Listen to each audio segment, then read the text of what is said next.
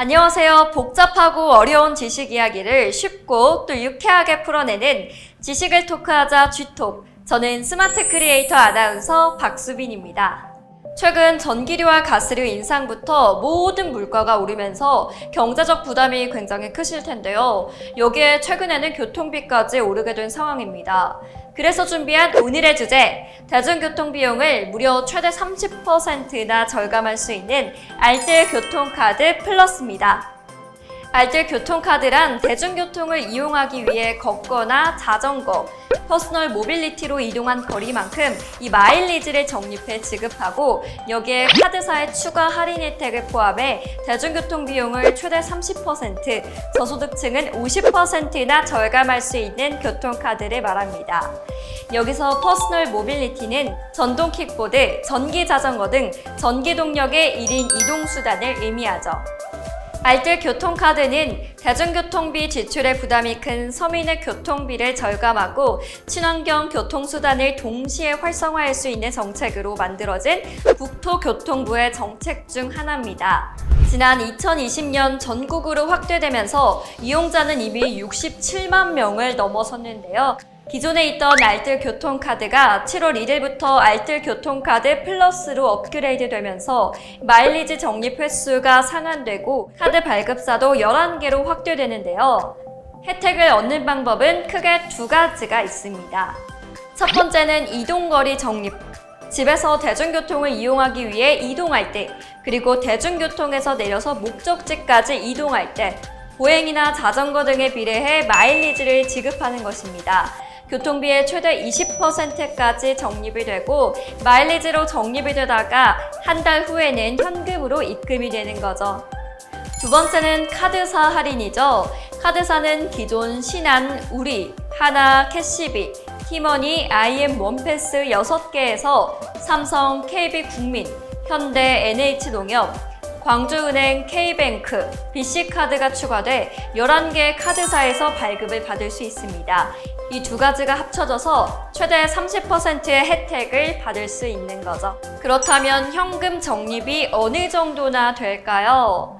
대중교통 이용 금액으로 최대 지급액이 결정되며 이 적립액은 이동 거리에 비례해 적립됩니다.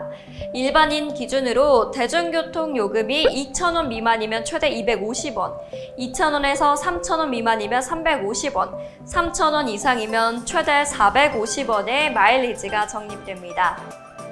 청년 기준으로는 2,000원 미만이면 최대 350원, 2,000원에서 3,000원 미만이면 500원, 3,000원 이상이면 최대 650원의 마일리지가 적립되죠. 마지막으로 저소득층을 기준으로 1,000원 미만이면 최대 700원, 2,000원에서 3,000원 미만이면 900원, 3,000원 이상이면 최대 1,100원의 마일리지가 적립됩니다. 그리고 여기에다가 환경의 날이나 미세먼지 주의보 발령일에는 마일리지를 무려 2배로 적립할 수 있습니다. 1인당 월 평균 14,172원의 절감 효과를 낼 수 있다고 합니다. 그렇다면 누가 혜택을 받을 수 있을까요? 지금까지 설명했듯이 누구나 발급이 가능한데요. 종류가 3개로 나눠졌었죠. 일반, 청년층, 저소득층. 청년의 기준은 만 19세에서 만 34세까지고요. 저소득층은 만 19세 이상의 기초생활수급자 및 차상위 계층입니다.